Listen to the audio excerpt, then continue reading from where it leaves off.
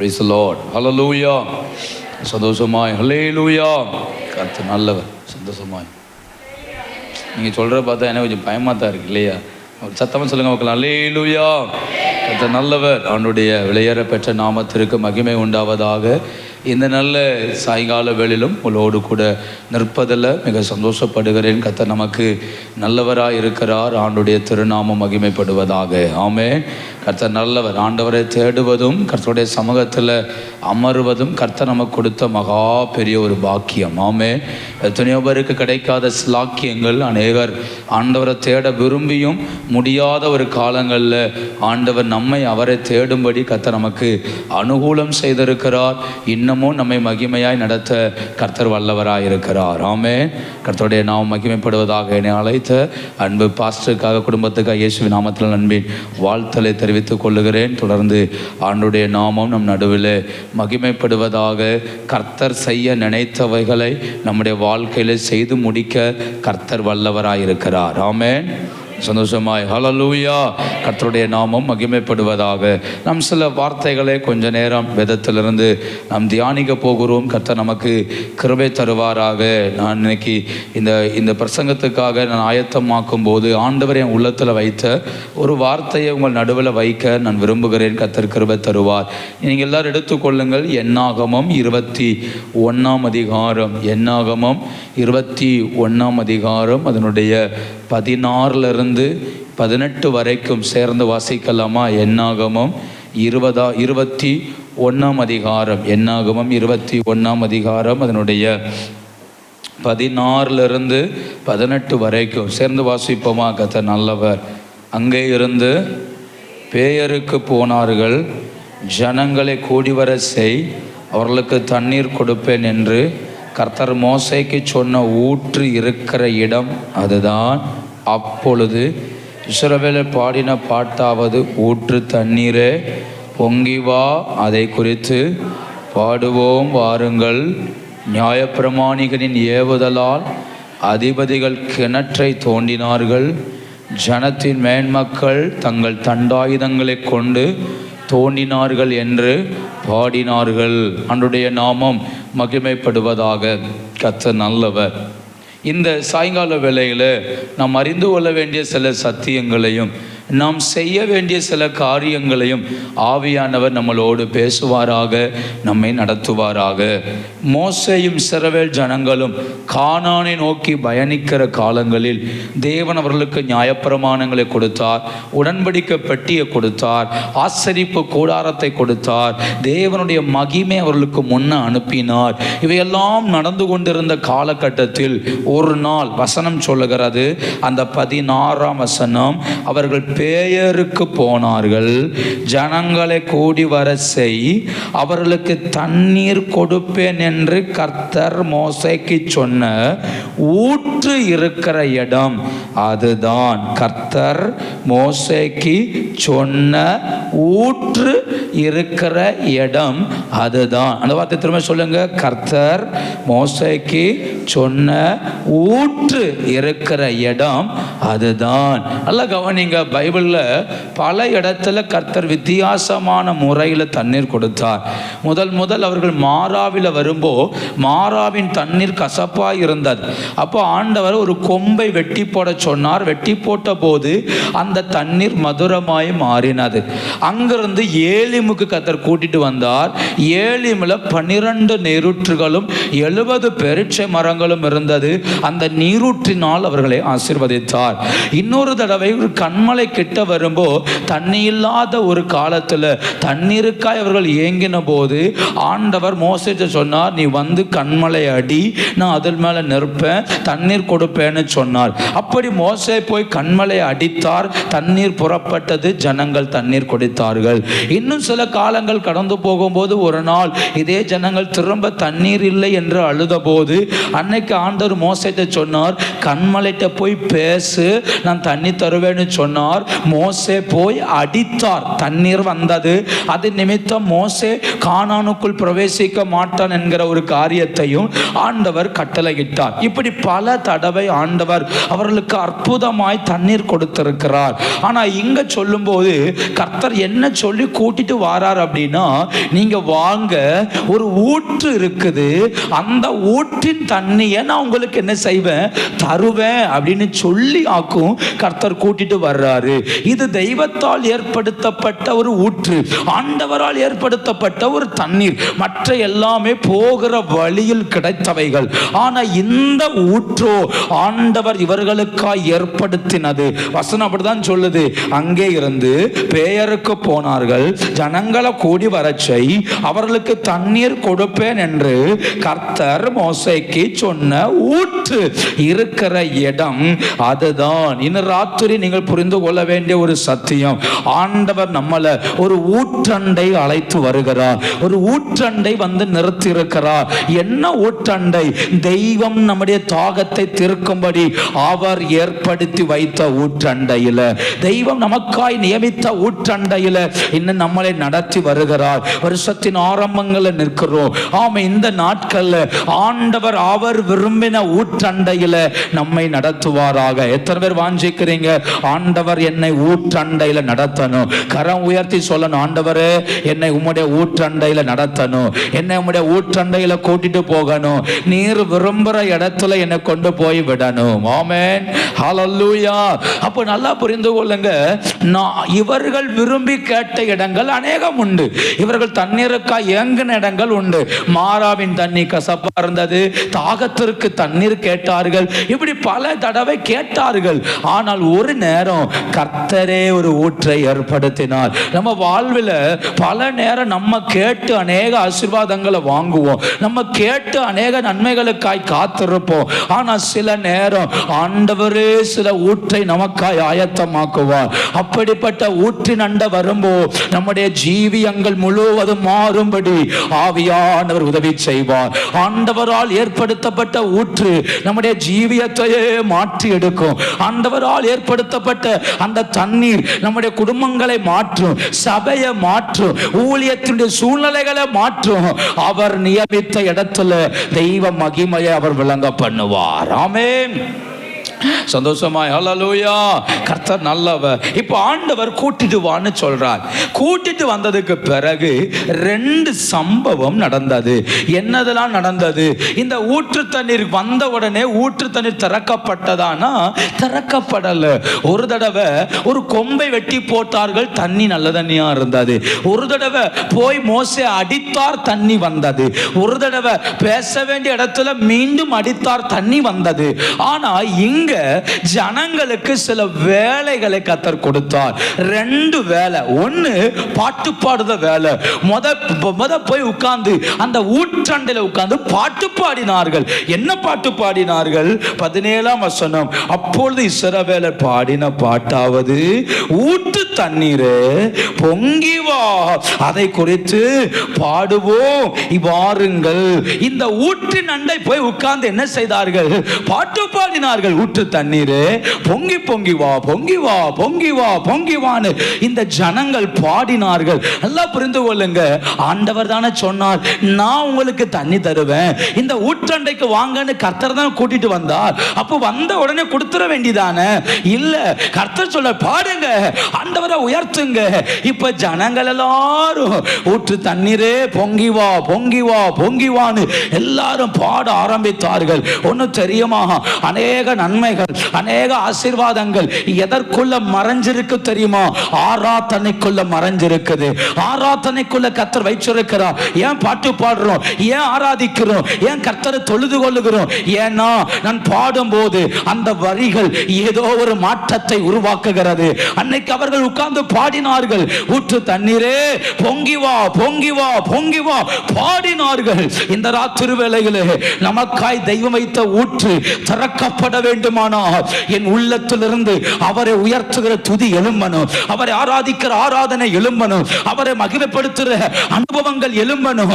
என் ஆவினால் அவரை உயர்த்தணும், என் ஆத்துமா அவரை பாடணும், என் இருதயத்தில் ஒரு ஏக்கம் இருக்கணும். மான்கள் நீரோடைய வாஞ்சித்து கதறுவது போல என் இருதயம் அவரை நோக்கி கதறுமானால் எனக்காய் ஊற்றை திறக்க என் தெய்வம் வல்லவராய் இருக்கிறார். ஆமென், ஹல்லேலூயா. அப்ப பாடினார்கள், அவர்கள் உட்கார்ந்து பாட்டு பாடினார்கள். வேதத்துல பல இடத்துல பல பேர் பாட்டு பாடினார்கள். அதில் ரொம்ப விசேஷமானவன் தாவீது. பைபிள் அதிகமான பாடல்களை பாடினவர் தாவீது. தன் அனுபவங்கள் நடுவில் எல்லாம், தன்னுடைய கஷ்டங்கள் நடுவில் எல்லாம் அவர் தன் கஷ்டத்தை பாட்டாய் வெளிப்படுத்தினார். அந்த பாடல்கள் தீர்க்க தரிசனங்களாய் மாறினது, தீர்க்க தரிசனங்கள் எதிர்கால திட்டங்களாய் மாறினது. தாவீது பாடின அநேக பாடல்கள் தன்னை குறித்து நினைச்சு பாடினார். ஆனா மேசியாவை குறித்து அநேக பாடல்கள் என்ன செய்தார், அவர் பாடினார். அப்ப நல்லா புரிந்து கொள்ளுங்க, நாம் பாட்டு பாடி ஆராதிக்கும் போது, ஆண்டவருடைய நாமத்தை தொழுது கொள்ளும் போது அடைக்கப்பட்ட ஊற்றுகள், மறைக்கப்பட்ட ஊற்றுகளை அவர் திறந்து விடுவதற்கு கர்த்தர் வல்லவராயிருக்கிறார். இந்த ராத்திரி எத்தனை பேர் ஆண்டவரை ஆராதிக்க வந்திருக்கிறேங்கிற ஏக்கத்தோடு இருக்கிறீங்க? நான் கர்த்தரை உயர்த்த வந்தேன், ஆண்டவரை ஆராதிக்க வந்திருக்கிறேன். அப்ப ஆராதிக்கிற எனக்காக ஊற்றை திறக்க கர்த்தர் போதுமானவர். ஹல்லேலூயா. இந்த அல்லேலியாவை கேட்டு கேட்டு வாங்கப்படாதுன்னு அப்பப்போ சொல்லணும். ஒரு அல்லேலியா ஆமென் அப்படின்னு என்ன செய்யக்கூடாது, நம்ம கேட்டு கேட்டு என்ன செய்யக்கூடாது, வாங்கப்படாது. அதெல்லாம் தன்னால் என்ன செய்யணும், தன்னால் என்ன செய்யணும், என்னுள்ளம் தேவன் பால் பொங்கி அல்லாமல் நான் பாட்டு தாங்க அல்லையிலே சொல்லுங்களேன். ஒரு அல்லையிலே சொல்லுங்கன்னா இது நல்லா இல்லை இல்லையா? அந்த பாத்திரத்தில் இந்த ஒரு சின்ன ஒரு குழம்பு பாத்திரம் இருக்குன்னு வச்சுக்கோங்களேன். அந்த குழம்பு பாத்திரத்தில் குழம்பெல்லாம் காலியானதுக்கு பிறகு நம்ம வலிப்போம் தெரியுமா, கறக்கு கறக்கு கறக்குன்னு. அந்த சத்தம் ஊரெல்லாம் என்ன செய்யும், வீடெல்லாம் என்ன செய்யும், கேட்கும். அது கோவத்தில் இழுக்கிறோமா அல்லது பொறுமையாக பண்ணுறோமான்னு என்ன செய்யாது, தெரியாது. கறக்கு கறக்கு அதான் ஒன்றும் இல்லைல்ல, விட்டுற வேண்டியதானே. ஆனால் விட மாட்டோம். அதை கறக்கு கறக்குன்னு இழுத்தாவது என்ன செய்வோம். அதை மாதிரி ஒரு அல்லேலியா, ஒரு ஆமென் ஆமென் இது சொல்லிட்டு இருக்கக்கூடாது. இதெல்லாம் தன்னால் என்ன செய்யணும், வரணும். நம்ம கொஞ்சம் பேர் இருந்தாலும் அநேக பேர் இருந்தாலும் ஆண்டவர் நம் நடுவில் உண்டு. ஆமென். நம்ம எத்தனை பேர் இருக்கிறோங்கிறது மேட்டரே கிடையாது. கர்த்தர் நம் நடுவில் இருக்கிறார், அவர் எழுந்தருள் இருக்கிறார், அவர் செய்ய நினைத்த திட்டங்களை அவர் செயல்படுத்துவார். ஆமென், ஹல்லேலூயா. அப்போ நல்லா கவனிங்க, ஆராதிக்க ஒரு இருதயம் வேணும், ஆராதிக்கிற உள்ள நமக்கு தேவை. நான் ஒரு சம்பவத்தை உங்களுக்கு சொல்றேன். சங்கீதக்காரன் தாவீது சொன்ன வார்த்தை 42ஆம் சங்கீதம் 1வது வசனத்தை வாசிக்கணும். 42வது சங்கீதம் 1வது வசனம். மானானது நீரோடைகளை வாஞ்சித்து கதறுவது போல தேவனே என் ஆத்துமா உம்மை வாஞ்சித்து கதறுகிறது. அதாங்க ஆராதனை. உம்மை வாஞ்சித்து ஆத்துமா என்ன செய்யுது, கதறுது. எதற்கு மானை ஒப்பிட்டு பேசுறார்? மானுக்கும் தனக்கும் என்ன சம்பந்தம் அப்படின்னா அதுல ஒரு ரகசியம் இருக்கிறது. மான்களை பொறுத்த அளவுக்கு தன்னை ஒரு மிருகம் துரத்தும் போ எவ்வளவு வேகமா ஓட முடியுமோ ஓடும். அப்படி ஓடுகிற மான்கள் எதை தேடும் என்றால் நீரோடைகளை தேடும், தண்ணியை தேடும். ஏன் அப்படின்னா அதற்கு பயங்கரமாய் தவிக்கும் போது தண்ணீர் அவசியம். அதனாலதான் அது பார்க்கிற திசையெல்லாம் காணல் நீர் இருக்கும். அந்த காணல் நீரை நோக்கி ஓடும், தண்ணி இல்லாமல் ஏங்கும். மிருகம் நினைக்கும் நம்ம இது அங்கேயும் இங்கேயும் ஓடுதுன்னு. ஆனா மான் என்ன நினைச்சு ஓடும்னா, எனக்கு பின்ன துரத்துற மேட்டர் அல்ல, அவனை ஈஸியா விட்டு ஜெயிச்சிடலாம், தண்ணி கிடைச்சா போதும். மான்களுடைய கண்ணோட்டம் எல்லாம் தண்ணி, அந்த தண்ணியை தேடி ஓடும். அப்படியே ஒரு வேளை ஒரு நீரோடைய பார்த்துருச்சுன்னா உள்ள விழுந்து மனசார தண்ணி குடிக்கும். நல்ல வயிறார தண்ணி குடிச்சதுக்கு பிறகு இப்ப முன்ன ஓடுனதை விட 2 மடங்கு வேகமாய் ஓடி அது தப்பிக்கொள்ளும். துரத்தி வந்த மிருகம் மாட்டிக்கொள்ளும். அப்ப நல்லா புரிந்து கொள்ளுங்க, துரத்துற மிருகம் என்ன நினைக்கும், இது தண்ணிக்குள்ளே விழுந்துருச்சு ஈஸியா பிடிச்சிடலாம் நினைக்கும். ஆனா மானுக்கு தான் தெரியும் தண்ணிக்குள்ள நமக்கு பலன் இருக்குன்னு.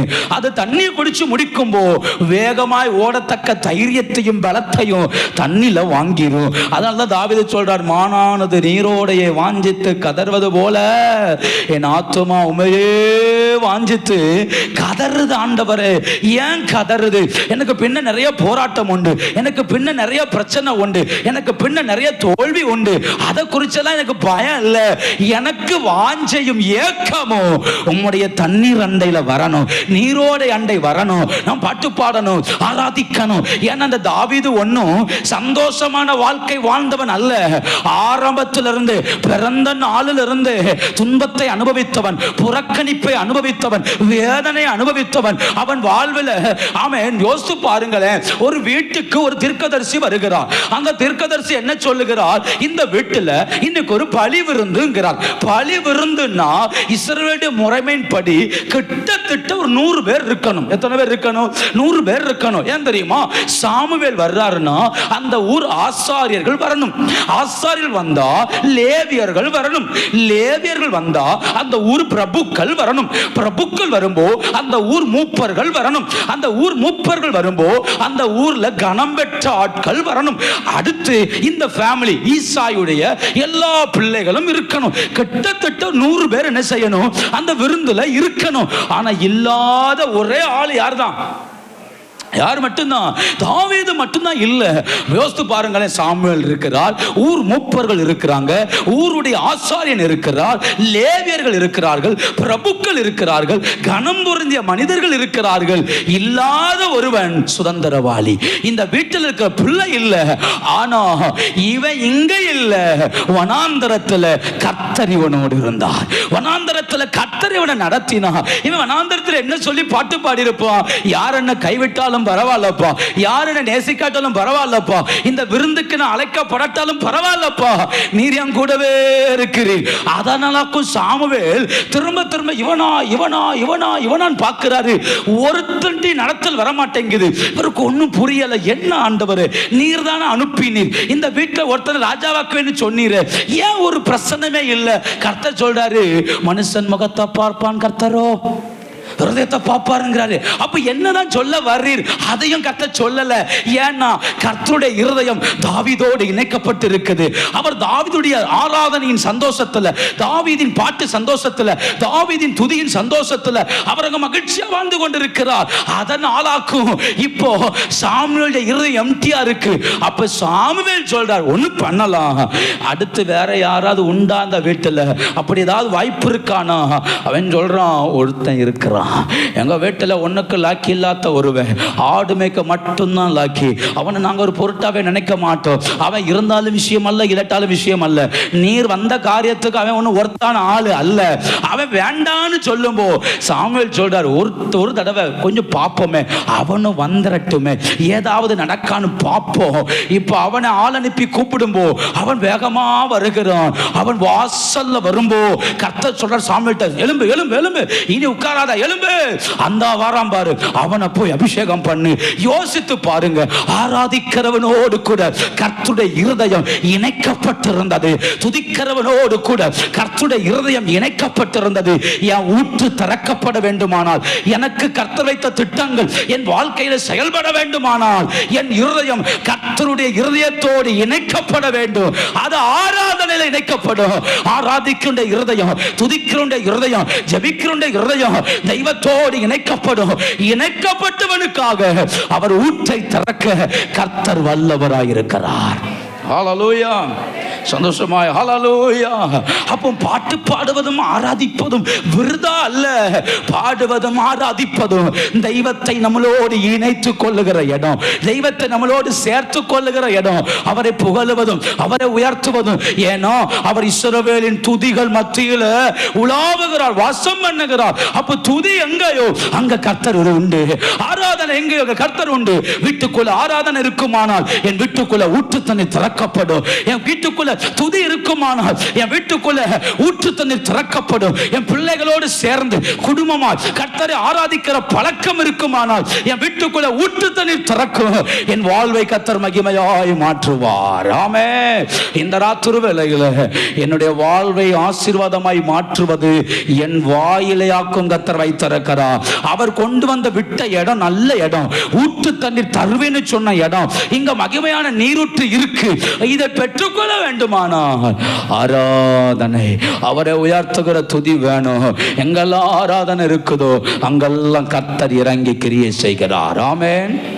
நிறைய பேர் நினைக்கிறது என்ன தெரியுமா, எல்லாம் அனுகூலமா இருந்தா கர்த்தரை என்ன செய்யணும், ஆராதிக்கணும், கர்த்தரை பாட்டு பாடணும், கைதட்டணும், ஆராதிச்சணும் நம்ம நினைக்கிறோம். ஆனா ஆண்டவர் அப்படி ஒரு நாள் விரும்புறதே இல்லை. ஏன் தெரியுமா, நம்மளை விட அனுகூலமான ஆட்கள்லாம் வெளியில இருக்கிறாவ, நம்மளை விட சௌரியமான ஆட்கள்லாம் வெளியில இருக்கிறாவ, எல்லா விதத்திலையும் தனக்கு சாதகமா இருக்கிற ஆட்கள் வெளியில இருக்கிறாவ. ஏன் நம்மளை உள்ள வச்சிருக்கிறார்? நமக்கு இருக்கோ இல்லையோ, வாழ்றோமோ வாழலையோ, கர்த்தர் நம்முடைய துதிகளில் அவர் பிரியப்படுகிறார். இதை நம்ம மறக்கவே கூடாது. என் ஸ்தோத்திரத்தில் அவர் பிரியப்படுகிறார், என் ஆராதனையில் பிரியப்படுகிறார், என் ஜெபத்தில் பிரியப்படுகிறார். அதனால என் தொண்டை கர்த்தருக்காய் திறக்கப்படணும், என் இருதயம் கர்த்தருக்காய் திறக்கப்படணும், என் உள்ளம் கர்த்தருக்காய் திறக்கப்படணும். இதை அடக்கி வைக்க கூடாது. என் ஊட்டை திறக்கக்கூடிய சக்தி என் வாயில கர்த்தர் வைத்திருக்கிறார். என் ஊட்டை திறக்கக்கூடிய வல்லமையை என் உதடுகளை வைத்திருக்கிறார். அதனால தான் தாவீது சொல்றார், உதடுகளின் காளையாகிய ஸ்தோத்திர பலியை ஆண்டவருக்கு தெரியப்படுத்துவேன். ஒரு காளையை பார்க்கணும் மகிமை உள்ளது ஸ்தோத்திர பலி. ஸ்தோத்திர பலிகளை இடுகிறவன் கர்த்தரை மகிமைப்படுத்துகிறான். யோசித்து பாருங்க. அப்ப துதியும் ஆராதனையும் என் நாவில் இருக்கும்போது என் நாவினால என்னுடைய எல்லா தடைகளை உடைத்து எனக்கு தண்ணீர் புறப்பட செய்ய கர்த்தர் வல்லவராயிருக்கிறார். அதனாலதான் இஸ்ரவேல் ஜனங்கள் பாடினார்கள், ஊற்று தண்ணீரே பொங்கி வா. பாடுவோம், திரும்ப திரும்ப பாடுறாங்க, பொங்கி வா பொங்கி வா. ஏன்? இப்போ என் வாயில தான் இருக்குது மாற்றமே. ஹalleluya. ஒரு நாள் கோல்ல இருந்துச்சு, கோலை கொண்டு அடிச்சா. இன்னொரு நாளுக்கு ஒரு மர கம்புல இருந்துச்சு, கம்பு தூக்கி போட்டா. நான் விசுவாசிக்கிற இன்னும் நம்ம வாயில கர்த்தர் வச்சிருக்கிறா. நம்முடைய உதடுகள் திறக்கப்படுமானால், இருதயங்கள் திறக்கப்படுமானால், நம்முடைய ஊற்றுகளை திறக்க எஜமானன் வல்லவராயிருக்கிறார். ஆமென். ஹalleluya. பாடினார்கள், எல்லாம் பாடி ஆராதித்தார்கள். அப்போ அனுகூலம் மற்ற நிலையிலையும் எனக்கு ரொம்ப பிடிச்ச ஒரு தேவ மனுஷன் ஆபகுக். ஆபகுக்க போல சிறந்த மனுஷன் யாரும் கிடையாது. ஏன் தெரியுமா, எல்லா தீர்க்கதரிசிகளும் ஏதாவது ஒரு நாட்டுக்கு தீர்க்க தரிசனம் சொன்னார்கள். ஆனால் ஆபகுக் மட்டும் அவனுக்கு அவனே சொன்ன தீர்க்க தரிசனம். ஆபகுக்கு மட்டும் அவருக்கு அவரே சொன்ன தீர்க்க தரிசனம். ஏன் தெரியுமா, அவர் தான் கர்த்தத்தை கேள்வி கேட்கிறாரு. இந்த நீதிமானின் துன்மார்க்கனை ஒண்ணு போல நடத்தி, ஏன் இந்த துன்மார்க்கனுக்கு ஒரு தீங்கும் வராதா, நீதிமான் மட்டும் ஏன் இப்படி கஷ்டப்படுறான், ஏன் இப்படி பண்றீரு அப்படின்னு கேட்ட கேள்விக்கு கர்த்தர் கொடுத்த பதிலாக்கு 2ஆம் அதிகாரம். அந்த பதிலுக்கு நன்றி சொன்ன அதிகாரம் 3 அதிகாரம். ஆக மொத்தம் இந்த ஆபகுக்கு மட்டும் அவன் கேட்ட கேள்விக்கு கர்த்தர்ட்ட பதில் வாங்கினார். முடிக்கும் போது எப்படி முடிச்சார் தெரியுமா, அத்திமரம் துளிர் விடாமல் போனாலும், திராட்சை செடியில பலன் கொடாமல் போனாலும், ஒலிவ மரத்துல, வயல்வெளிகள்ல, ஆட்டு மந்தையில, மாட்டு மந்தையில எதுவுமே இல்லாம போனாலும் நான் கர்த்தருக்குள்ள மகிழ்ச்சியா இருப்பேன், இரட்சிப்பின் தேவனுக்குள்ள களி கூறுவேன். என் கால்களை மான் கால்களை போலாக்கி உயர்ந்த ஸ்தலத்தில் என்னை நடக்க பண்ணுகிறார். 1ஆம் அதிகாரத்துல புலம்பினவர் 3ஆம் அதிகாரத்துல முடிக்கும் போது சொல்றாரு, ஆண்டவரே நான் அத்திமரத்தை பார்த்து ஏமாந்தேன், நான் திராட்சை செடியை பார்த்து ஏமாந்தேன், நான் இந்த மாட்டு மந்தையில மாற்றம் வரல நினைச்சேன், ஆனா மாற்றம் என் வாயிலவா இருக்குது. இது நடக்குது நடக்காம போகுது, அதை பத்தி பிரச்சனை இல்லை. தேவரீர் எல்லாவற்றையும் செய்ய வல்லவர். யோபு சொல்றாரு, ஆண்டவரே என் வாயை பொத்திக்கிறேன்ப்பா, இனி ஒரு வார்த்தை பேச மாட்டேன். தேவரீர் சகலத்தையும் செய்ய, நீர் செய்ய நினைத்தது ஒன்றும், நான் என்னோ பெரிய ஞானி மாதிரி நிறைய பேசிட்டேன்ப்பா, என் வாயை பொத்திக்கிற, நீர் எல்லாத்தையும் செய்ய வல்லவராக இருக்கிறீங்க. நம்ம தான் எல்லாத்தையும் சாதிக்க போகிற மாதிரி கடந்து உருள்றோம் குடும்பத்துக்குள்ள. அதனால் ஏன் ஆராதிக்க வரல, அதெல்லாம் வரல, வருவோம் போவோம். சில பேச்செல்லாம் பார்த்துருக்கீங்களா? ஆமாம், உங்கள் ஊரில் இல்லை, நான் எங்கள் ஊரில் சொல்கிறேன். எங்கள் தென்காசி அந்த பகுதியெல்லாம் அப்படி தான் கொஞ்சம் ஒரு மாதிரி. அவங்கெல்லாம் என்ன வரல, எதுக்கு வரல? அதான் வரலங்கம்லா, அவ்வளோதான், முடிச்சிடணும், நம்ம புரிஞ்சுக்கணும். ரைட்டு, ஆள் 7:30 உட்காந்துருக்குன்னு அர்த்தம். சிலர் அப்படி தான், வரும்போதே வருவோம், என்ன ஜெபத்துக்கு வரல, பார்க்க முடியல, வருவோம், நாளை வருவோம். சரி, வருவானா வரமாட்டான் தெரியாது, வருவோம்ல அப்படிம்பாவா. அதுக்கு மேலே ரைட்டு, ஓகே, விட்டுற வேண்டியதான். அதுக்கு மேலே ஒன்றும் செய்ய முடியாது. இப்படி தான் பலர் என்ன செய்கிறதுன்னா, ஆராதனைக்கு வர்றதும் சரி, ஜெபத்துக்கு வர்றதும் சரி, இப்போ இவங்களுக்கு என்ன பிரச்சனை நார்மல் ஆனாலும் சரி, பிரச்சனையெல்லாம் சரி பண்ணி எல்லாம் முடிஞ்சு இப்போவாது ஆராதிப்பேன்னா அப்போ என்ன செய்ய மாட்டாவ. சிலருக்கு பார்த்துருக்கீங்களா, சில ஆட்களை பாருங்களேன், எங்கள் ஊரில் பழமொழி சொல்லுவாங்க, பனை மரத்துலேருந்து விழுந்து பிழைச்சவனும் உண்டு, வயலில் வலி விழுந்து செத்தவனும் உண்டு அப்படிமா. வரப்பில் வலி விழுந்து செத்தவனும் உண்டு. பாதி பேருக்கு புரியல நினைக்கிறேன், சந்தோஷம். பனை மரத்திலிருந்து கீழே விழுந்து பிழைச்சவரும் உண்டு. இந்த வயல் இருக்குல்ல, வயல் பார்த்துருக்கீங்களா, வரப்பு தெரியுமா, அதில் நடந்து போகும் வழுக்கும் தெரியுமா, அப்படி வலிக்கு விழுந்து செத்தவனும் போச்சு போங்க. இதுக்கே நான் இந்த விளக்கம் கொடுத்தா நான் என்னத்தை செய்ய? அப்போ யோசித்து பாருங்களேன், அவ்வளோ பெரிய பனைமரத்துலேருந்து விழுந்து பிரச்சனையை தாண்டி வந்தவன் ஆராதிச்சிருவான் இல்லையா? சில தேவ பிள்ளைகள் தெரியும், சில ஆராதிக்கிறவங்களுக்கு தெரியும். நீங்கள் பார்த்துல சிறுஜி தாப்பரகம் தெரியுமா உங்களுக்கு? சிறுஜி தாப்பரகம் நீங்கள் வேணால் யூடியூப்ல போய் தேடி பாருங்க. அவர் சரீரத்தில் 38 ஆப்ரேஷன் இருக்குது. இந்த கழுத்துல இருந்து இந்த கால் வரைக்கும் போல்டு தான், ஃபுல்லாகவே அவருக்கு போல்டு தான். இந்த காலை மடக்கன்னா நம்மளை மாதிரி மடக்க முடியாது, அது போல்டு. அதை எடுத்து நீட்டி வச்சு தட்டி தான் மடக்க முடியும். அப்படிதான் அவர் ஊழியம் செய்யறாரு. ஆனா டெய்லி கர்த்தருக்கா என்ன செய்யறாரு? ஊழியம் செய்யறாரு, டெய்லி டிராவல் பண்றாரு, ஆண்டோட நாமத்தை உயர்த்துறாரு இல்லையா? எல்லாம் போல்டு தான். அவருக்கு கண்ணு, ரியல் கண்ணு கிடையாது, அவருக்கு எடுத்து வச்ச கண்ணாக்கும். அவர் தலை முடி கிடையாது, அவருக்கு ஒட்டுன முடியாக்கும். அவருக்கு எல்லாமே ஒட்டுனதான். ஒரு ரோபோட் மாதிரி தான் மனுஷன், எல்லாம் ஃபிட் பண்ணி விட்டுருக்கு. ஆனாலும் கர்த்தருக்கா என்ன செய்யறாரு? ஊழியம் செய்யறாரு. இந்த மாதிரி ஓடுற ஆட்களும் உண்டு. நம்ம ஆட்களுக்கு முள்ளு குத்திரக்கூடாது, சோழி முடிஞ்சு அவ்வளோதான். ஏசப்பாக்கு ஒரு டாட்டா, சர்ச்சுக்கு ஒரு டாட்டா, பைபிளுக்கு ஒரு டாட்டா, ஆண்டருக்கு ஒரு டாட்டா. என்ன குத்துச்சு? முள்ளு குத்துச்சு. உங்களுக்கு தெரியுமா, நான் ஒரு நாள் ஒரு வீட்டுக்கு போயிருந்தேன். அப்போ அந்த அம்மா இந்த பெருவிரல்ல பெரிய பேண்டேஜ் ஒட்டிருந்துச்சு. அதை பார்க்க எனக்கு என்ன தோணுச்சுன்னா, கை ஒடிஞ்சிச்சு போல, அது ஒட்டிருக்கு போல நினைச்சேன். இந்த அம்மாவுடைய பிரச்சனை என்ன தெரியுமா? அது சொல்லி ஒரு சின்ன ஆக்சிடென்ட் பாஸ்டர் இருந்துச்சு. நான் முதல் நாள் விட்டுட்டேன். ஒரு வாரம் கழிச்சு இந்த பேண்டேஜ் எல்லாம் அவுத்துச்சா, நான் எதுவும் தையெல்லாம் போட்டிருக்கோன்னு பார்க்க ஒன்றும் இல்லை. அப்போ விசாரிச்ச என்ன நடந்துச்சுன்னு. அது வண்டியில் ஏறும்போ அப்படி உட்காந்து பின்னாடி அதை கேரியில் பிடிச்சிருக்குது. பிடிக்கும்போது அந்த விரல் இப்படி ஸ்லிப் ஆகி இப்படி வளைஞ்சிருச்சு. இது பொதுவாக என்ன செய்ய, எல்லாரும் ஸ்லிப் ஆகி வளையும் போ அந்த இடம் வலிக்கும். ஒரு 2-3 நாளைக்கு என்ன செய்யும்? வலிக்கும். இந்த அம்மா அதுக்கு ஒரு எக்ஸ்ரே எடுத்து, அதுக்கு ஒரு ரிப்போர்ட்டையும் பார்த்து, அதுக்கு ஒரு கட்டு போட்டு உட்கார்ந்துருக்கு. பாஸ்டர் எனக்கெல்லாம் அப்படியே ஆத்திரம் வந்துச்சு பாருங்க. என்னையா பண்றீங்க? இது ஒரு விஷயம்னு என்ன செய்யுது? இப்போ அது ஒரு கட்டு போட்டு கையில் வரும். சர்ச்சைக்கு வரும் பார்த்தீங்கன்னா அந்த கையை பிடிச்சிக்குவாங்க, இப்படியே வரும். நமக்கே பார்க்க பரிதாபமாக இருக்கும். சோத்திரம் ஆண்டவரே, இந்த ஆத்துமாக்கெல்லாம் எங்கே கொண்டு சேர்க்கப்பா அப்படிங்கிற மாதிரி. ஏன் நமக்கு பாட்டு பாட வரல? ஏன்னா இப்போ கையில் ஆக்சிடென்ட் அங்கே எல்லாத்தையும் எடுத்து பார்த்தா ஒன்றும் கிடையாது. யோசித்து பாருங்க, பனைமரத்திலிருந்து விழுந்தவன் ஆராய்ச்சிருந்தான். இந்த சின்ன காரியத்தில் விழுந்த நமக்கு என்ன செய்ய முடியல? ஆராதிக்க மனம் இல்லை, துதிக்க மனம் இல்லை, பாட்டு பாட மனம் இல்லை. இப்படியாக்க நம்ம வாழ்க்கை ஓடிட்டு இருக்குது. ஆனால் இஸ்ரவேல் ஜனங்கள் அந்த ஊற்றண்டை உட்கார்ந்து அவர்கள் பாடினார்கள், ஊற்று தண்ணீரே பொங்கி பொங்கி பொங்கி பொங்கி வா. இப்போ மோசே சொல்லிட்டார், எனக்கு தெரியாதுப்பா, வேணா பாடி தண்ணியை வாங்கிக்கோ, வேணா ஆராதிச்சு வாங்கிக்கோ, என் கோலெல்லாம் அடிக்க முடியாது. கர்த்தர் சொல்லிட்டாரு, உன் கோலம் சும்மா இருந்துட்டாரு, இப்போ நீ தான்ப்பா வாங்கணுன்ட்டாரு.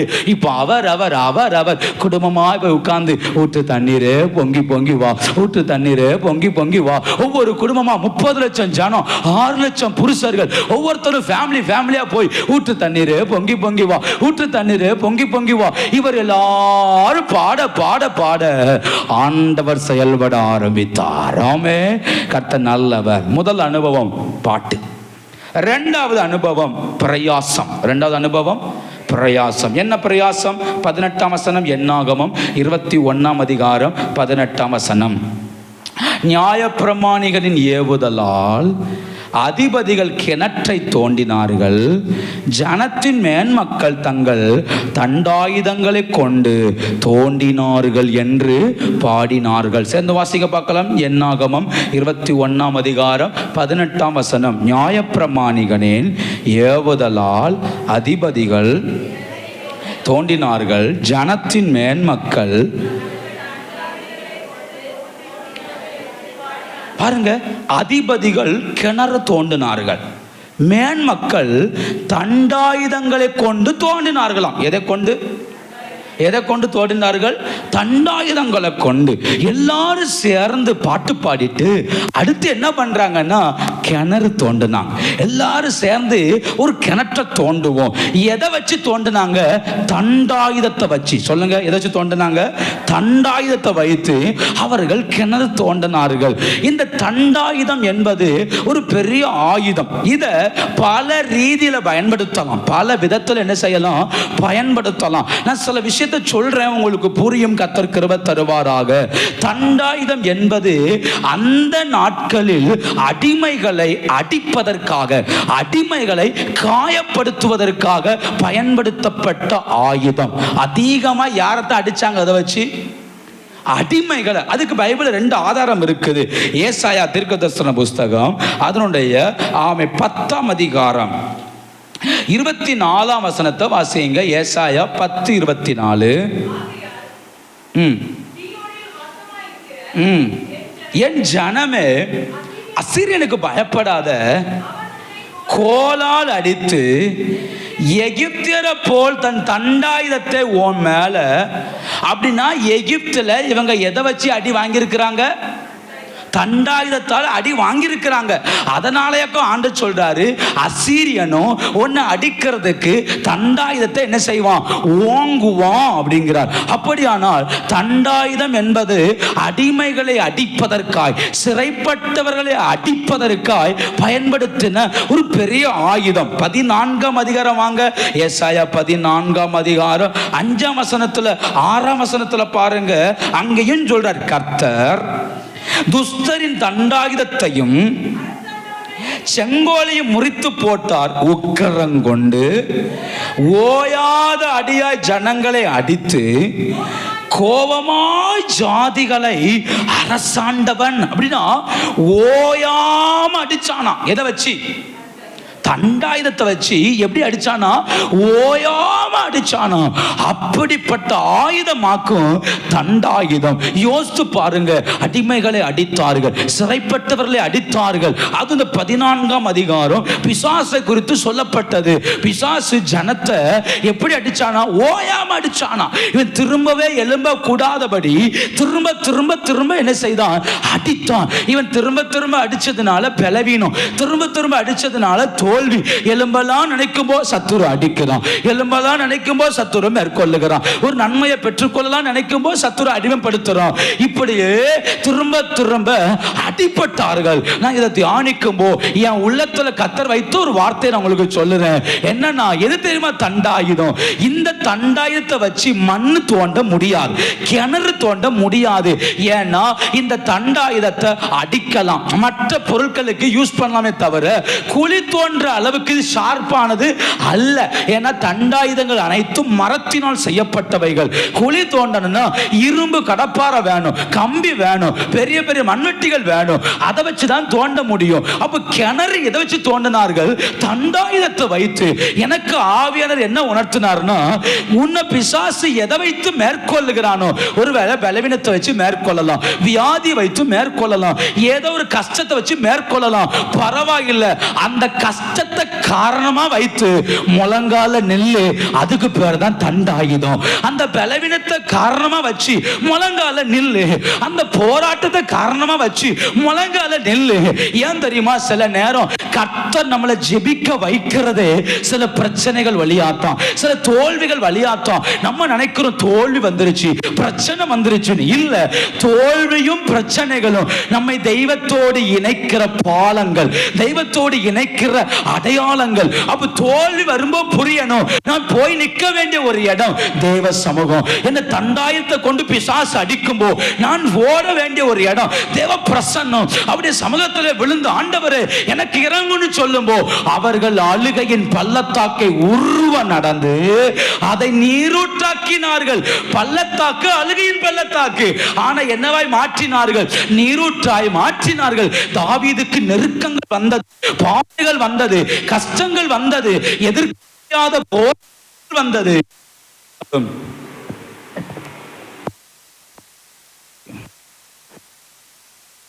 இது இருக்காமா?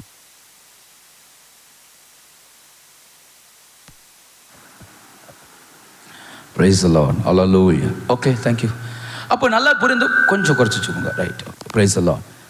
ஓ hallelujah. அப்போ யோசித்துக்கோங்க கொஞ்சம் கூட இல்லை சவுண்டு கொஞ்சம். Praise the Lord. இன்னும் கொஞ்சம். ஓகே. அப்போ நல்லா புரிந்து கொள்ளுங்க, தண்டாயுதங்களை கொண்டு பிசாசு அடிக்கிறான், தண்டாயுதங்களை கொண்டு பிசாசு மேற்கொள்ளுகிறான், தண்டாயுதங்களை கொண்டு பிசாசு கிரியை நடப்பிக்கிறான். ஆனா கர்த்தர் என்ன சொல்றாருன்னா, இல்ல அதை ஒரு காரணமாய் வைத்து இடத்துல வா. ஏன்னா அவனுக்கு குருடன், பிறவிலிருந்தே குருடன், தன் வழியாய் போகிறவர் இயேசு என்று கேள்விப்பட்டபோ தாவீதின் குமாரனே எனக்கு இறங்கும் என்று இயேசுவை நோக்கி கூப்பிட்டான். இதுக்கு பேர் தான் தண்டாயுதத்தை எடுத்து பள்ளம் தோண்டுவது. இதுக்கு பேர் தண்டாயுதத்தை எடுத்து கிணறு தோண்டுவது. இவன் தண்டாயுதத்தை எடுத்தான் கையில, இதன் பலவீனத்தை கையில் எடுத்தான், தன் பிரச்சனையை கையில் எடுத்தான், தன் போராட்டத்தை கையில் எடுத்தான். தாவீது எல்லா நிலையிலும் பிரச்சனைகள் வரும்போ, போராட்டங்கள் வரும்போ அதை ஒரு படிகளாய் மாற்றி கர்த்தருக்கு முன்ன நின்னா. அதனாலதான் தெய்வம் அவனுக்காய் வைத்த தண்ணீரை, அவனுக்காய் வைத்த மேன்மையை அவனால காண முடிந்தது. ஆமென். சந்தோஷமாய் ஹல்லேலூயா. அப்போ தண்டாயுதம் என்பது நல்லா புரிந்து கொள்ளணும், தண்டாயுதம் என்பது அது அடி வாங்குற இடம், மனுஷனை அடிக்கிற இடம், மனுஷனை மேற்கொள்ளுகிற இடம். ஆனா மேற்கொள்ளுகிற மனுஷன் அதைத்தான் ஆயுதமா மாற்றணும், அதைத்தான் ஆயுதமா எடுத்துக்கொள்ளணும். அவமானம் வருதா துவண்டு போகக்கூடாது, அதை ஒரு ஆயுதமா மாற்றி தேவனுக்கு முன்ன போய் அழணும். என் கண்ணீர்கள் தேவனுக்கு முன்ன சிந்தப்படணும். போராட்டம் வரும்போ அதை ஒரு ஆயுதமா மாற்றணும். நான் தேவனுக்கு முன்ன போராடணும். அப்படி போராடுவது ஒரு கிணறு தோண்டுவதற்கு சமம். நான் சொல்றதை புரிந்து கொள்ளுங்கள். ஈசாக்கு நல்லா தான் இருந்தான் இல்லையா? அவன் விதைத்தான், 100 மடங்கு அறுவடையை கண்டான், நல்லா தான் போயிட்டு இருந்துச்சு. ஆனா இப்ப இந்த ஈசாக்கு மேல பெலிஸ்தர்கள் பொறாமை கொண்டு அவன் தகப்பன் நாட்களில் தோண்டப்பட்ட துறவுகளை வேக வேகமா ஓடி அடைச்சிட்டாங்க. அடைச்சி இவனை துரத்திட்டாங்க. இவன் கொஞ்சம் தள்ளி போய் இருந்து திரும்பவும் கொஞ்ச நாள் கழிச்சு அந்த துறவு தோண்டினப்போ தண்ணி வந்தது. அப்ப ஈசாக்கின் வேலைக்காரர் என்ன பண்ணாங்கன்னா, ஏன் நம்ம புதுசா தோண்டக்கூடாது, இவன் இப்படியே துரத்திட்டு இருக்கிறானே, நம்ம புதுசா தோண்டி நமக்கு சொந்தமாக்குவோன்னு சொல்லி அவர்கள் புதிதாய் ஒரு துறவு தோண்டினார்கள். தோண்டின போது இந்த பெலிஸ்தியர் வந்து, இது எங்க இடம், இது எங்க ஏரியா, இது எங்களுக்கு சொந்தம்னு அவன் சண்டை போட்ட உடனே ஈசாக்கு அதை ஏசேக்குன்னு பேர் வச்சுட்டு கடந்து போயிட்டான். அடுத்த இடத்துல சும்மா இருக்கல, அவர்கள் திரும்பவும் துறவை என்ன செய்தார்கள், தோண்டினார்கள். தோல்விதான், பிரச்சனை தான், பிரச்சனைக்காக தோண்டு போகல, திரும்பவும் தோண்டினா அங்கேயும் தண்ணி வந்துச்சு. இவர்கள் வந்து திரும்பவும் மேற்கொண்டார்கள். இது எங்களுக்கு சொந்தம், எங்க இடம் என்று துரத்தினார்கள். அப்போ சித்தனான்னு பேர் வைத்தான். அடுத்த இடத்துக்கு போய் அங்கேயும் சும்மா இருக்கல, திரும்பவும் தோண்டினார்கள். தண்ணி வந்துச்சு, இப்ப யாரும் வரல. அப்ப ஈசாக்கு சொன்னான், இதுக்கு பேரு ரெகோபோத், கர்த்தர் நம்மளை பெருக செய்தார். அதோடு நிக்கல, அடுத்த ஒரு துறவு தோண்டினார்கள். அந்த துறவுல தண்ணி வந்த அன்னைக்கு அமலேக்கும் அவனுடைய ஆட்களும் ஈசாக்கோடு சமாதானம் பேசும்படி வந்தார்கள். சமாதானம் நடந்தது. அதோடு நிறுத்தல, அடுத்த ஒரு துறவு தோண்டி சேபா என்று பெயர் வைத்து அதற்கு பெயர் செபா என்று பெயரிட்டான். சேபா பெயர் செபானா 7 ஊற்றுகள் அர்த்தம். அவன் 7 ஊற்றுகளை கண்டு கர்த்தரை மகிமைப்படுத்தினான். யோசித்து பாருங்க, தோல்வியில துவண்டு போகல. அவன் எவ்வளவுக்கு எவ்வளவு தோத்தானோ அவ்வளவுக்கு அவ்வளவு பிரயாசப்பட்டான். அந்த பிரயாசத்துக்கு ஏற்ற பலனை கர்த்தர் ஒரு நாள் விளங்க பண்ணினார். ஆமே. அப்ப எது தண்டாயுதம் தெரியுமா? என்ன பிசாசு எதை வச்சு மேற்கொள்ளுகிறானோ அதையே ஒரு படியா மாற்றி, அதையே ஒரு காரணமா வைத்து உபவாசிக்கணும், ஜெபிக்கணும், ஆண்டவரோடு நெருங்கணும். அப்படி நெருங்கும் போ என்னுடைய ஊற்றுகள் திறக்கப்படுகிறது. ஆமே. ஹல்லேலூயா. எவ்வளவு மகிமை இல்லையா? ஆண்டவர் எவ்வளவு கிருபையா நமக்கு வச்சிருக்கிறார். நம்ம நினைக்கிறோம் பிசாசு மேற்கொள்றோம், போராட்டம் மேற்கொள்ளுது, பாடுகள் மேற்கொள்ளுது, அவமானம் வந்துருச்சு, தோல்வி வந்துருச்சு. ஆனா அது அவமானம் அல்ல, அது தோல்வி அல்ல. கர்த்தருடைய பார்வையில் இது ஒரு டிப்ஸ் மாதிரி. இது வரும்போது நான் புரிஞ்சுக்கணும், எனக்கு கொஞ்சம் சார்ஜ் கம்மி ஆயிடுச்சு, என் லைஃப் கொஞ்சம் என்ன செய்யுது, கொஞ்சம் முட்டுத மாதிரி இருக்கு. ஓடு அடுத்த தேவ சமூகம் போய் போராடும்போ தேவ பலன் வரங்கும். அடுத்து கொஞ்ச நாள் ஆகும்போ அது கொஞ்சம் இறங்கும். திரும்ப என்ன செய்யணும், தேவ சமூகத்துக்கு ஓடணும். ஒன்று புரிஞ்சுக்கோங்களேன். ஒரு இரும்பு ஆயுதம் இருக்குன்னு வச்சுக்கோங்க. இதுதான் ஒரு இரும்புன்னு வச்சுக்கோங்க. இதை கொண்டு போய் ஒரு நெருப்பில் போட்டால் நல்லா தகன்னு என்ன செஞ்சிடும், கொஞ்சம் நேரங்கள் ஆக மாறும். இந்த இரும்பும் நெருப்பும் ஒரே கலரில் என்ன செய்யும், இருக்கும். அந்த அளவுக்கு பளபளன்னு இருக்கும். இதை எடுத்து நல்ல உயரமா இருக்கிற ஒரு ஐஸ் கட்டி மேல வச்சா இந்த நெருப்புல இருக்கிற சூடு, இந்த இரும்புல இருக்கிற சூடு இந்த ஐஸ் கட்டி அப்படியே உருக்கிட்டு என்ன செய்யும், கீழே வரும். அப்படி வர ஒரு குறிப்பிட்ட லெவலுக்கு பிறகு இந்த இரும்பால திரும்ப இந்த ஐஸ் கட்டியை மேற்கொள்ள ஏன் முடியாது? இந்த ஐஸ் கட்டி எதை மேற்கொள்ளும்? இரும்பு என்ன செய்யும், இரும்பின் நெருப்பை இது உரியும். அப்ப திரும்ப என்ன செய்யணும், இந்த இரும்பை எடுத்து திரும்ப அக்கினிக்குள்ள வைக்கணும். அது மறுபடியும் அனலான பிறகு திரும்ப தூக்கி வைக்கணும். அப்ப என்ன புரிந்து கொள்ளணும், இதை நான் எவ்வளவுக்கு எவ்வளவு வளருகிறேனோ அவ்வளவு எனக்கு விரோதமாய் எழும்புகிற கூட்டமும் பெருகத்தான் செய்யும். அப்ப நான் என்ன செய்யணும், அப்பப்ப என்னை கொண்டு நெருப்புல போடணும். காலை தோறும் நெருப்புல போடணும், சாயங்காலம் தோறும் நெருப்புல போடணும், என் அபிஷேகத்துல கொண்டு போடணும், ஆவில நிரம்பணும், ஆராதிக்கணும். போராட்டங்கள் வரும்போ, நெருக்கங்கள் வரும்போ என்னை இன்னும் அனலாக்கணும். அனலாக்க எனக்கு எதிராக எழும்புகிற எல்லா நெருக்கங்களையும் என்னால மேற்கொள்ள முடியும். ஆமே. அப்ப தண்டாயுதம் எது? எனக்கு முன்ன இருக்கிற போராட்டம், நான் எதனால் பாதிக்கப்படுகிறேனோ அவைகள் தான் தண்டாயுதங்கள். அவைகளை எடுத்து தோண்டணும். வாசித்து பாருங்கள், எரேமியாவின் புஸ்தகம் 51ஆம் அதிகாரம். எரேமியாவின் புஸ்தகம் 51ஆம் அதிகாரத்தை திருப்பிக் கொள்ளுங்கள். அங்க ஆண்டவர் இஸ்ரவேல் ஜனங்களை பார்த்து சொன்ன ஒரு வார்த்தை உண்டு. 51ஆம் அதிகாரம் 20ஆம் வசனத்தை வாசிக்கலாமா? நீ எனக்கு தண்டாயுதமும் அஸ்திரமும் ஆனவன், நான் உன்னை கொண்டு ஜாதிகளை நொறுக்குவேன், உன்னை கொண்டு ராஜ்யத்தை என்ன செய்வேன். கர்த்தர் சொல்ற வார்த்தையை புரிஞ்சுக்கிட்டீங்களா? நீ ஒரு யாராக்கும், கர்த்தர் சொல்ல, நீ யாராக்கும்? ஏன் தண்டாயுதங்கிறாய்? என்னுடைய தண்டாயுதம், ஏன் ஆயுதம், ஒன்னை கொண்டு யாரை உடப்பேங்கிறாரு, ஜாதிகளை உடப்பேங்கிறாரு. அப்படின்னா என்ன அர்த்தம்? நீ பலவீனமானவன் தான், நீ விழுந்து போறவன் தான், நீ தடுமாறவன் தான், பிரச்சனைகளை சந்திக்கிறவன் தான். ஆனா நீ தேவ சமூகத்துக்கு வரும்போதெல்லாம் உன் மேல ஊற்றப்படுற அபிஷேகம், ஊற்றப்படுற கிருபை என்ன செய்யும் தெரியுமா?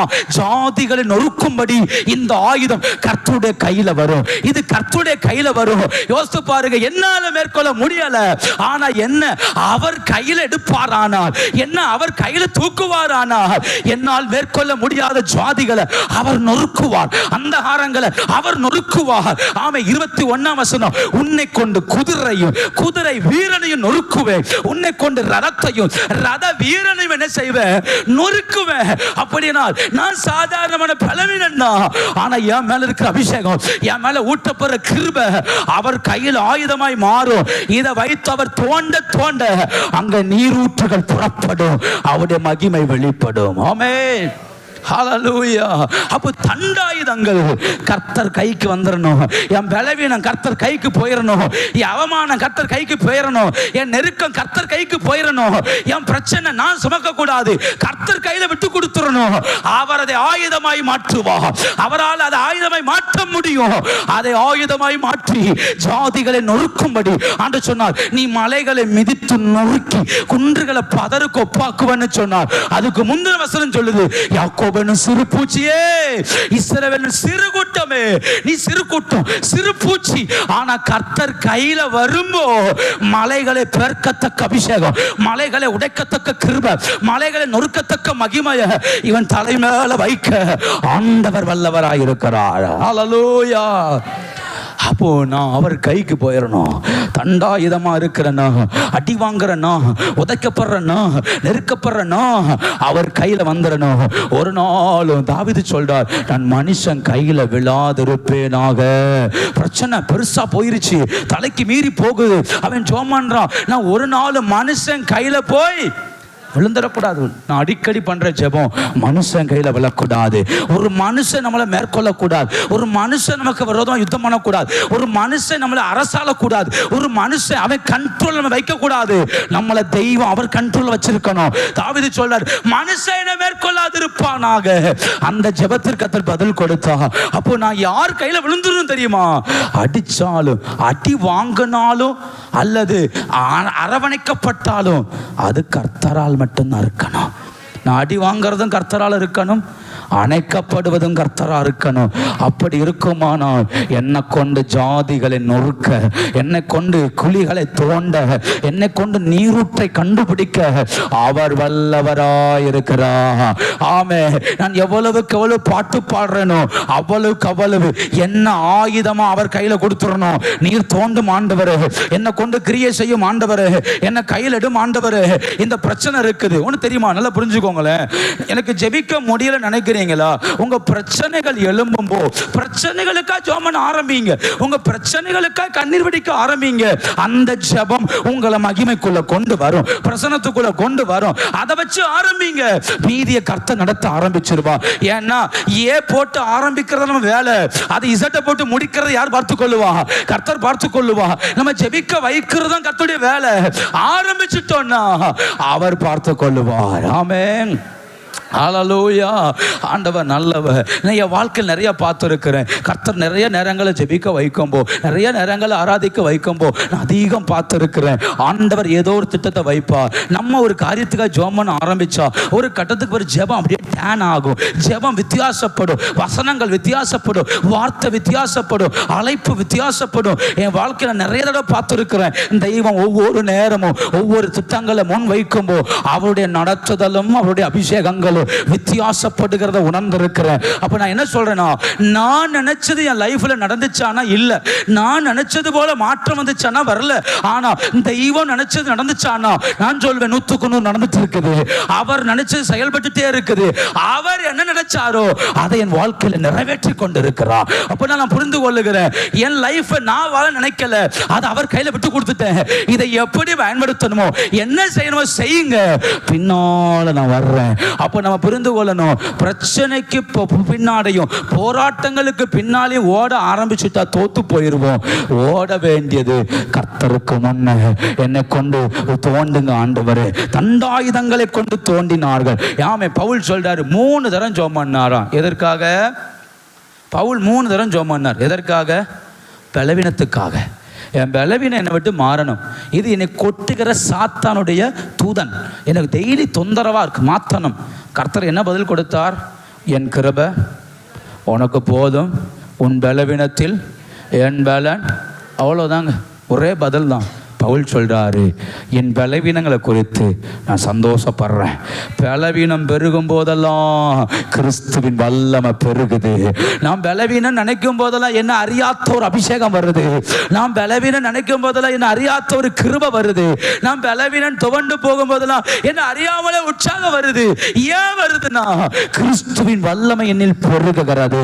அப்ப நல்லா புரிந்து கொள்ளுங்க, பலவீனமான என்ன கர்த்தர் கையில ஒப்பு கொடுத்தா பலமான அவருடைய மகிமையை என் மேல வைப்பா, பலனானவருடைய கிருபையை என் மேல வைப்பா. ஏன்னா அவர் பலவான், அவர் மகிமை உள்ளவர். அந்த மகிமையை பலவீனமான எண்ணில் வைக்க அவர் போதுமானவராக இருக்கிறார். ஹல்லேலூயா. கர்த்தர் நல்லவர். அப்ப பாட்டு பாடினார்கள், அடுத்த தண்டாயுதத்தை வைத்து தோண்டினார்கள். தண்ணி புறப்பட்டது, ஒரு பயங்கர தண்ணி வந்துச்சு. ஒரு 2-3 வசனங்களை சுட்டி காட்டி நான் வேகமாய் முடிக்கிறேன். கர்த்தர் கிருபை தருவாராக. இன்னைக்கு நமக்கு தேவையான ஊற்று ஒரு 3 வசனத்துக்குள்ள நான் சொல்லி முடிக்கிறேன். 1 சகரியாவின் புஸ்தகம் 13ஆம் அதிகாரம் 1ஆம் வசனம். நாம் தோண்ட வேண்டிய ஊற்று. சகரியா 13ஆம் அதிகாரம் 1ஆம் வசனம்.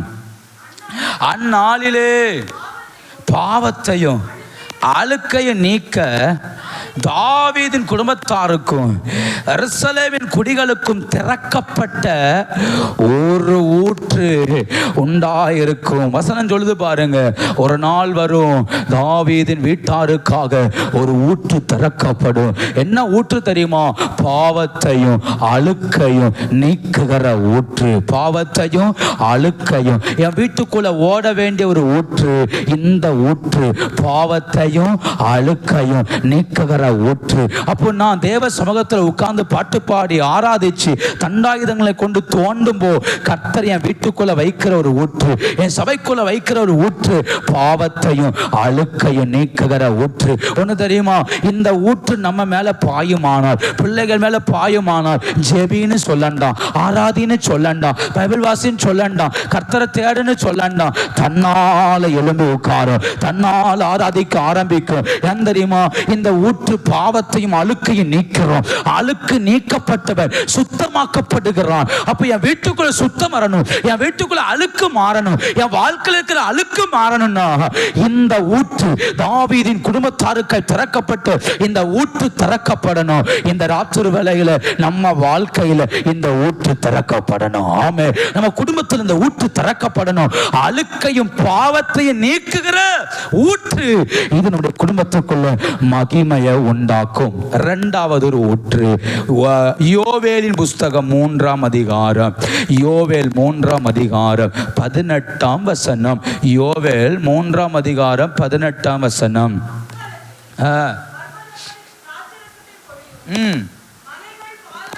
ஓடும், பிரவாகித்து ஓடும் ஒரு ஊற்று கர்த்தருடைய ஆலயத்திலிருந்து புறப்பட்டு சித்தீம் என்னும் பள்ளத்தாக்க நிற்பான். இரண்டாவது ஒரு ஊற்று. இது என்ன ஊற்று தெரியுமா? நீங்க நான் சொல்றதை புரிந்து கொள்ளுங்கள். சித்தீம் பள்ளத்தாக்கு என்பது நிலக்கீழ் நிறைஞ்ச இடம். என்ன நிறைஞ்ச இடம்? தார். நம்ம ஊர்ல தார் ஊத்துறாங்கல்ல, இந்த தார் நிறைஞ்ச இடம் எது? சித்தீம் பள்ளத்தாக்கு. இது எங்கும் தார் நிறைஞ்சிருக்கும். யோசித்து பாருங்க, ஒரு ஊற்று இருக்குமா, அது சித்தீம் பள்ளத்தாக்குலவே விழுமா? அந்த சித்தீம் பள்ளத்தாக்கு நீர்ப்பாய்ச்சல் உள்ள தோட்டமா என்ன செய்யுமா? அப்படிதானே இருக்குது. நீர்ப்பாய்ச்சல் ஆகுமா, ஒரு தோட்டம் போல மாறுமா? யோசித்து பாருங்களேன். தார் மேல எவ்வளவு மழை பெஞ்சாலும் மாற்றம் என்ன செய்யாது? வருமா வராதா? வர வாய்ப்பு இல்லை இல்லையா? வாய்ப்பில்லாத ஒண்ணு, நடக்க வாய்ப்பே இல்லை. ஆனா கர்த்தர் சொல்றாரு, இந்த ஊற்று பாயுமானால் அந்த சித்தீம் பள்ளத்தாக்கு ஒரு நீர்ப்பாய்ச்சலான இடமா என்ன செய்யும்? மாறும். இந்த ஊற்று வீட்டுக்குள்ள பாயணுங்க. எதெல்லாம் மாறாது, இது நடக்காது, என் வீட்டுக்குள்ள வராது, இதுக்கு வாய்ப்பு இல்லைன்னு சொல்றோமோ அவைகள் மேல இந்த ஊற்று விழுமானால் வாய்ப்பில்லாதவைகளை திறக்க இந்த ஊற்றுக்கு ஒரு வல்லமை உண்டு. இந்த ஊற்று வாய்ப்பில்லாத காரியங்களை மாற்றி அமைக்கிறது. ஐயா, இந்த என் பிள்ளை வாழ்க்கை மாறவே மாறாது, இந்த குடிகார இந்த மனுஷன் மாறவே மாட்டார், இந்த வீடு வளரவே வளராது, இந்த ஊழியம் வளரவே வளராது, இப்படி சொல்ற அநேக இடங்கள் உண்டு. நான் சொல்லட்டுமா? தேவனுடைய பரிசுத்த ஆவி என்கிற ஊற்று எங்க பாயுதோ வாய்ப்பில்லாத இடத்துல நீர்ப்பாய்ச்சலை உண்டாக்கக்கூடிய வல்லமை இந்த ஊற்றுக்கு உண்டு. இந்த ஊற்று பாயும்போ வாய்ப்பில்லாத மகிமையை மாற்றினோம். ஆமென். ஹல்லேலூயா. சந்தோஷமாய் ஹல்லேலூயா. நீங்க நினைக்கல வாய்ப்பு இல்லை, மாற வாய்ப்பு இல்லை, நடக்க வாய்ப்பு இல்லை, அற்புதம் நடக்க வாய்ப்பு இல்லை, வாய்ப்பு இல்லை, அவ்வளவுதான். ஆபிரகாமுடைய சரீரம் செத்து போனது, சாராளின் கர்ப்பம் செத்து போனது, இதெல்லாம் வாய்ப்பே இல்லை. கர்த்தர் சொல்றாரு, ஈசாக்க தருவேன்னு. வாய்ப்பு இல்லை, தருவேன்னு சொல்றாரு. அப்ப யோசித்துக்கோங்க, ஆண்டோடைய அபிஷேகம் சாதாரணமானது அல்ல. நான் பாட பாட, நான் ஆராதிக்க ஆராதிக்க எனக்காய் திறக்கப்படுற ஊற்று சாதாரணமானது அல்ல. வாய்ப்பில்லாத இடத்துல மகிமையை விளங்க பண்ணும், வாய்ப்பில்லாத இடத்துல கிருபையை விளங்க பண்ணும், வாய்ப்பில்லாத இடத்துல எனக்கான ஜீவனை அது உருவாக்கும். ஆமென். ஹல்லேலூயா. அப்போ இந்த ஊற்று வாய்ப்பில்லாத இடத்துல, சொன்ன ஊற்று பாவத்தையும் அழுக்கையும் நீக்கி பரிசுத்தமாக்கும். இரண்டாவது ஊற்று வாய்ப்பில்லாத இடத்துல பெரிய மாற்றத்தை உருவாக்கும். மூன்றாவது ஒரு ஊற்று இருக்கிறது. யோவான் சுவிசேஷம் 4ஆம் அதிகாரம். யோவானுக்கு எழுதின சுவிசேஷம் 4ஆம் அதிகாரம் ஹல்லேலூயா. 14ஆம் வசனத்தை வாசித்து பாருங்க. நான் கொடுக்கும் தண்ணீரை குடிக்கிறவனுக்கோ ஒரு காலம் தாகம் உண்டாகாது. நான் அவனுக்குள் கொடுக்கும் தண்ணீர் அவனுக்குள்ளே நித்திய ஜீவ காலமாய் ஊறுகிற நீரூற்றா இருக்கும். சமாரியா ஸ்திரீட்ட இயேசு சொன்ன ஒரு ஊற்று. இந்த தண்ணியை குடிக்கிறவனுக்கு தாகம் உண்டாகாது. ஏன் உண்டாகாது? அது நித்திய ஜீவ காலமாய் ஊறுகிற ஊற்று. இதுக்கு பேரு வற்றாத நீரூற்று. என்ன நீரூற்று? இது வற்றாத நீரூற்று. இது எங்க ஓடும்? என் இருதயத்துக்குள்ள ஓடும். என் உள்ளத்துக்குள்ள எல்லா காவலோடும் உன் இருதயத்தை காத்துக்கொள், அது நடத்த நன்று ஜீவ ஊற்று புறப்படும். என் இருதயத்துக்குள்ள ஓடுற ஊற்று. இது என் தனிப்பட்ட வாழ்க்கைக்கு. நான் நடக்கும்போ, நான் உட்காரும்போ, நான் எழும்பும்போ இந்த ஊற்று ஊறிட்டே இருக்கும். என்னை தாகம் எடுக்கக்கூடிய சூழ்நிலைகள் வரும். நான் தவிக்கக்கூடிய சூழ்நிலைகள் வரும். நான் தடுமாறுகிற சூழ்நிலைகள் வரும். அப்படி வரும்போதெல்லாம் இந்த ஊற்று பொங்கி வழியும். இந்த ஊற்று என்ன நிரப்பும். இந்த அபிஷேகம் என்ன மூடும். இது மூட மூட என் தனிப்பட்ட ஜீவியம் ஜெயமா இருக்கும். நான் போற பாதை ஜெயமா இருக்கும். எனக்கான அனுகூலங்களை கர்த்தர் உருவாக்குவார். எத்தனை வாசல்கள் அடைக்கப்பட்டாலும் என்னை ஜெயமாய் நடத்த ஆண்டவர் வல்லவராய் இருக்கிறார். ஆமே. அப்போ பாவத்தையும் அழுக்கையும் போக்க ஒரு ஊற்று தோண்டிரணும். அடுத்து மாற்றத்தை உண்டாக்குற ஊற்றை என்ன செய்யணும்? தோண்டணும். அடுத்து எனக்குள்ள ஒரு ஊற்றை நான் தோண்டி எடுக்கணும். இதற்காகத்தான் கர்த்தர் கூட்டிட்டு போய் சொன்னார், நான் தண்ணி தருவேன்னு சொன்னேன்ல, அந்த ஊற்று இங்க தான் இருக்கு, தோண்டு அப்படின்னா. பட்டு பாடி தோண்டு, தண்டாயுதத்தை வைத்து தோண்டு. அப்போ என் பலவீனங்கள், என் நெருக்கங்கள், என் போராட்டங்கள், நான் சந்திக்கிற காரியங்கள் நடுவில் நான் தேவ சமூகத்தில் உட்காரும் போது இந்த 3 ஊற்றும் ஆங்காங்கே ஆங்காங்கே திறக்கப்படுகிறது. அதனால தான் சில நேரம் சோர்ந்து போய் வர்றோம். அபிஷேகம் இறங்கின உடனே இருதயத்துள்ள சந்தோஷம் வருது. வார்த்தை வந்த உடனே சந்தோஷம் வருது.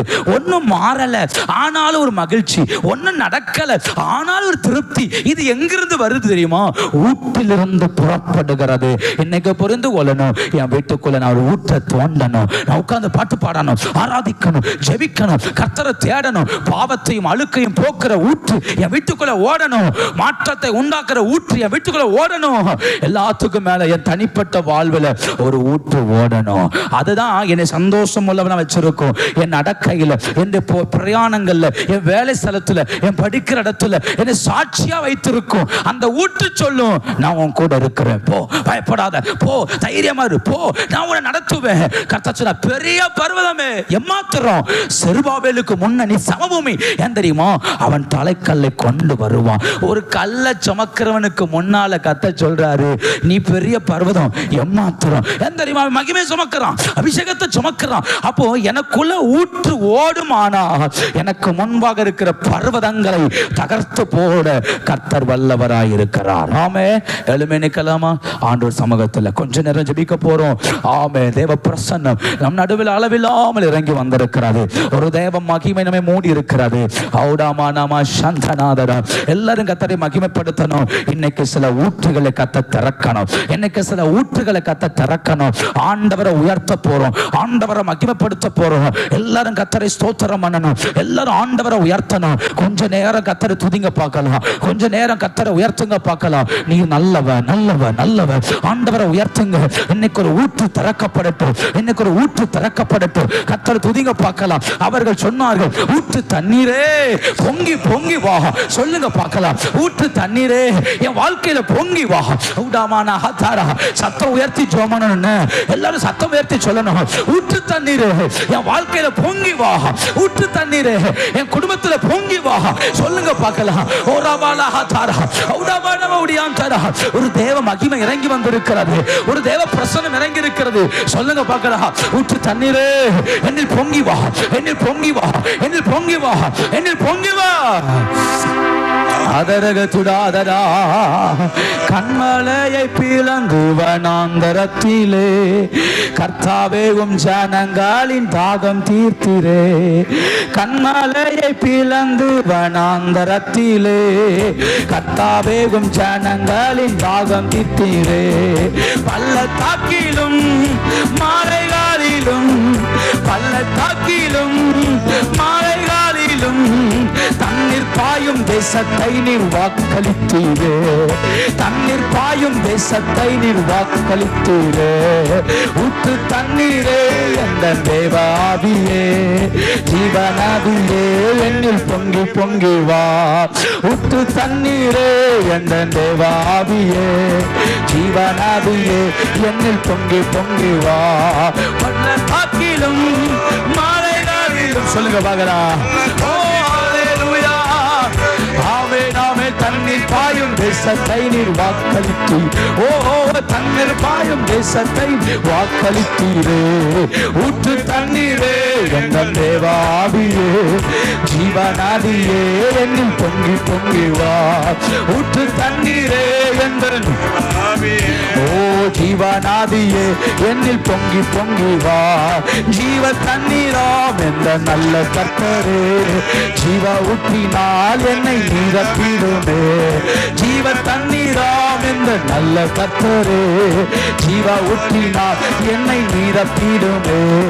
காணி தந்திட நான் சேலி தோங்கிட, காணி தந்திட நான் சேலி தோங்கிட.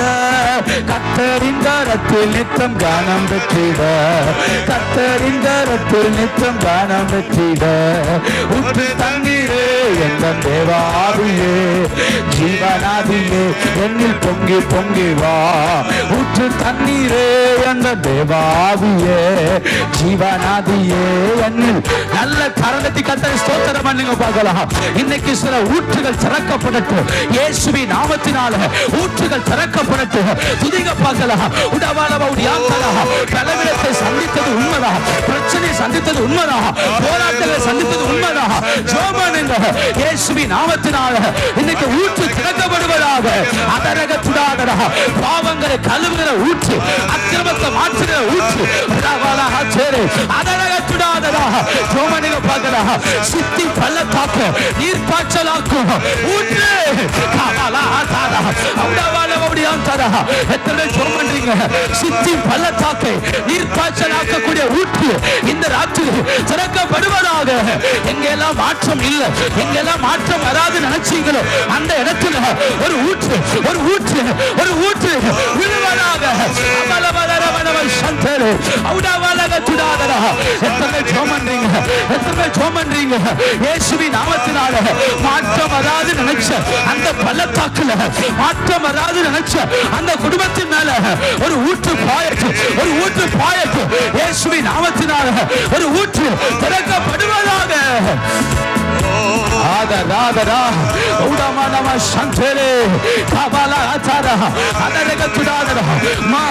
மாறாதது ஒண்ணு இல்லம்மா, மாறாதது ஒண்ணு இல்ல.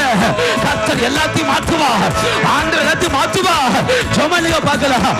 இந்த ராத்திரி வேளையில பரிசுத்த ஆவியானவர் மாறாது நினைச்ச அந்த போராட்டங்கள் மேல தன் ஆவியை ஊற்றுவாராக. அதரகத்துடா அதரவலோடி ஆந்தரா நீ மாறாது நினைச்ச பிரச்சனைகள் மேல ஒரு ஊற்று திறக்கப்படுவதாக.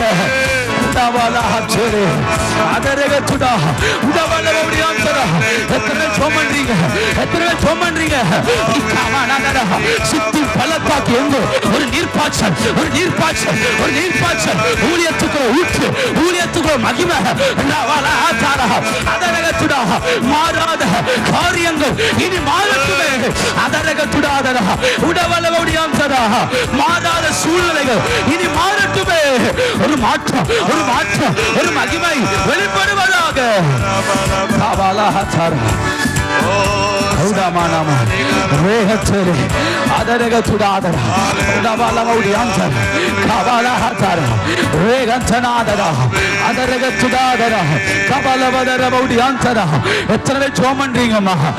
உள்ளத்துக்குள்ள ஒரு ஜீவ ஊற்று இன்னைக்கு பாயட்டும், பாயட்டும். ஜோமனுங்க பார்க்கலாம். உங்க உள்ளத்துக்குள்ள ஒரு ஜீவ ஊற்று பாயட்டும். நீ தனிமை அல்ல, வெறுமையானவன் அல்ல, விழுந்து போனவன் அல்ல. ஒரு ஊற்று இருதயங்களுக்குள்ள பாய்வதாக. அதரகத்துடா அதரவலவடியான்சடா விழுந்தது உண்மைதான், தடுமாறுவது உண்மைதான். ஆனா ஆவியானவர் இந்த ராத்திரி வேளையில வெறுமையாக்கப்பட்ட வாழ்க்கை மேல தன்னை ஊற்ற, தன்னை மகிமைய அவர் ஊற்றுகிறார். ஊற்று பாய்வதாக.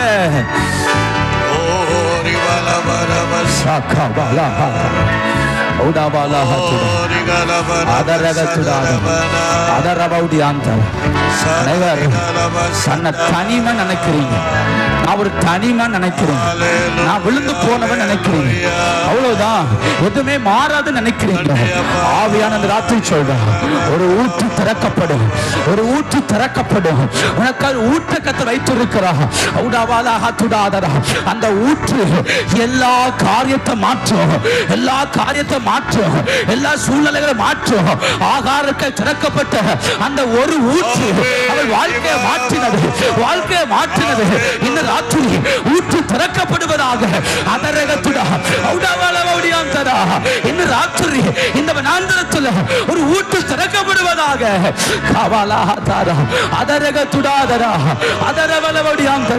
எனக்கு வாய்ப்பு இல்லை, எனக்கு மாற்றத்துக்கு வாய்ப்பு இல்லை நினைக்கலாம். வாய்ப்பு இல்லாத இடத்துல ஊற்று திறக்கப்படுவதாக.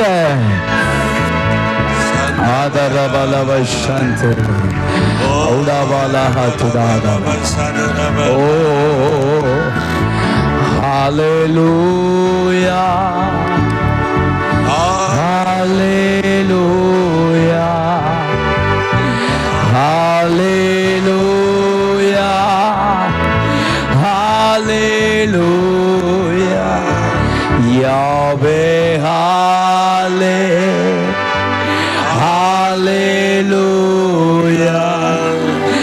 Yahweh, ரெண்டு கரம் உயர்த்தி இயேசுவே உம் நாமமே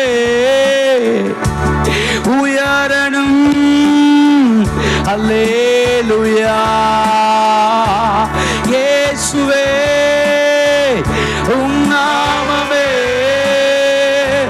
பெருகணும். அல்லேலூயா. உங்க நாமம் உயரணும், இன்று மேன்மை அடையணும். பாடுவே பாடுவோம் அல்லேலூயா. உங்க நாமம் உயரணும், இன்று மேன்மை அடையணும். பாடுவே பாடுவோம் அல்லேலூயா. ஹல்லேலூயா, hallelujah, hallelujah, hallelujah, hallelujah, hallelujah, hallelujah, hallelujah.